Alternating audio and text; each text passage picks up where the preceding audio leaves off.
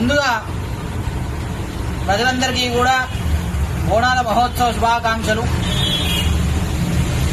మరి ఈ బోనాల ప్రాముఖ్యతను ముందుగా మనం తెలుసుకోవడానికి ప్రయత్నం చేద్దాం.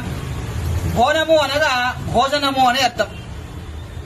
ఆషాఢ మాసంలో గ్రామ దేవతలకు విరివిగా బోనాల సమర్పణ కార్యక్రమం నిర్వహించడం జరుగుతుంది.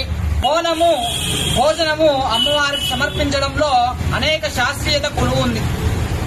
ఆషాఢ మాసంలో అమ్మవారు తన యొక్క తల్లిగారింటికి వెళ్తుందని సాంప్రదాయం. ఒక మట్టి కుండలో అన్నము, పాలు, పెరుగు, ఉల్లిపాయలు, బెల్లముతో వేపాకులతో అలంకరణ చేసి కుండకు పసుపు, కుంకుమ, సున్నాన్ని తాపించి అమ్మవారికి బోనాన్ని వారి యొక్క ఆడపడుచులతో సమర్పిస్తారు.